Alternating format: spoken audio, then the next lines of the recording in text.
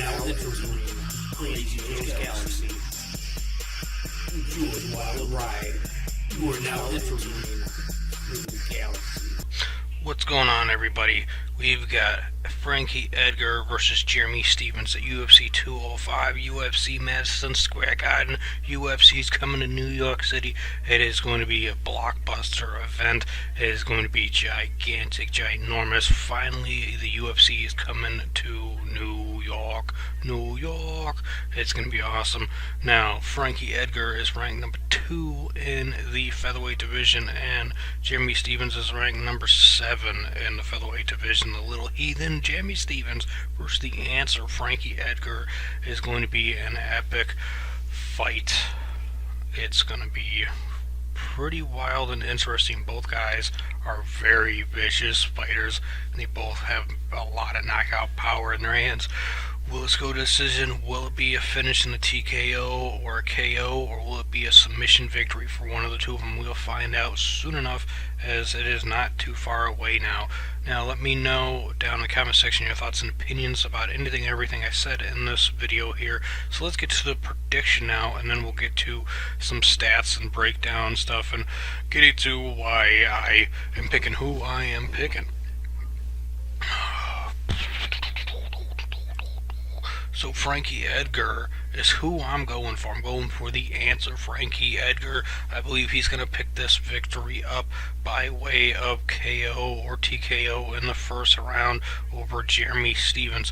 I know Jeremy Stephens is a tough-ass dude, and maybe he'll knock out Frankie Edgar, but I think the answer is going to be the answer with a knockout at the end of this fight. In the first round. Frankie Edgar's never been KO, TKO'd. He's never been submitted in his pro career. The only times he's ever lost is by decision, and there was that one draw. So he's got 26 fights in his career, 20 wins, 6 by KO, TKO, 4 by submission, it says here, 10 by decision. Let's see if those are actual submission wins here real quick, because sometimes it says here submission by, alright, so all those are correct on the dot. So there was a point in time where he had lost 3 fights in a row, when that was to Benson Henderson, back-to-back fights he lost, unanimous decision, split decision, then he lost to Jose Aldo. Then after that he came up with a nice winning streak, a 5-fight winning streak there, I believe it was, against Oliveira by unanimous decision, TKO against Penn, Cub Swanson by neck crank, which was vicious, the unanimous decision over Faber, and then a KO over Chad Mendes. But then at UFC 200, he lost to Jose Aldo in a rematch for the to be crowned the new featherweight interim champion, which was like weird because Connor's the champ, but they wanted to have another. Well, I don't understand that. I know he hadn't fought in a while. Put the title on the line. He still hasn't put it on the line since he's won it. Shake. It's weird, though. Of course, Conor McGregor's career is taken. It's very interesting. It's been a fun ride, though. I've liked it, but I think it would have been nice to see him actually defend the featherweight title before, going up to the lightweight division, or at least since he didn't fight Dos Anjos, he should have defended the featherweight title. I don't know. It was just crazy turn of events. Whatever. So he lost that unanimous decision to Aldo at 200. So very interesting stuff. He's got a lot of knockout. 6 knockouts is pretty decent. But then you go to Jeremy Heathen, Little Steven, Jeremy Little Heathen Stephens. He's got 16 KO, TKO victories, it says here, 13 submissions, 6 decisions. He's lost once by KO, TKO, 3 by submission, 8 by decision. 25-2 is his record. Now, he beat Renan Barão by unanimous decision. Now, which is the thing that's interesting, right, is that he was a lightweight, came down to featherweight, and then Barão moved up from bantamweight to featherweight, so I kind of didn't really think it was that fair that he fought a guy who would move down from the lightweight to featherweight when he's going from bantamweight to featherweight. I thought that was kind of messed up. I felt that he should have fought somebody else before fighting Stevens, but whatever, it is what it is. I'm looking forward to when Barao comes back and actually fights somebody who's been in the featherweight division for quite some time. That'll be an interesting thing to see where he actually, when he fights somebody who's actually been a featherweight for a long time.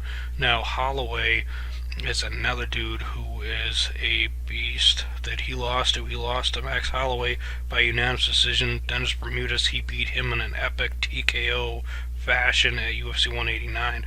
He lost to Oliveira and Swanson by unanimous decision. So pretty much for the most part, it seems that a lot of times when you look at his record, who has he lost to, who has he beaten, when did he beat them in their career, in his career, and so forth. It seems that most guys that he's lost to, that they have a higher IQ, in the fight game than he does, and or with the weight class too. Like, that's the thing with Barao.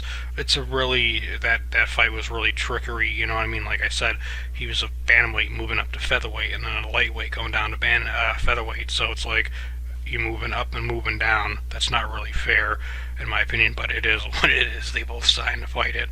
Whatever. But Frankie Edgar will beat Jeremy Stevens, I believe, and knock him out. Give him his second loss by way of KO, TKO. The first, the one and only guy so far to do it is a guy who's retired, ALVAREZ Edwards, by KO over him at UFC on Fox 5. So, that's where I got to that. So anyways, so let me know your comments and opinions down below in the comment section. Do you agree with me with Frankie Edgar beating Jeremy Stevens? If you do, hit the like button. If you like the video, hit the like button.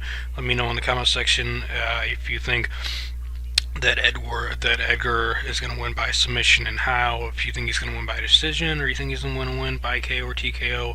And the same for Jeremy Stevens. Do you think Jeremy Stevens is going to win by KO, TKO? Do you think he'll win by submission? Do you think he'll win by decision?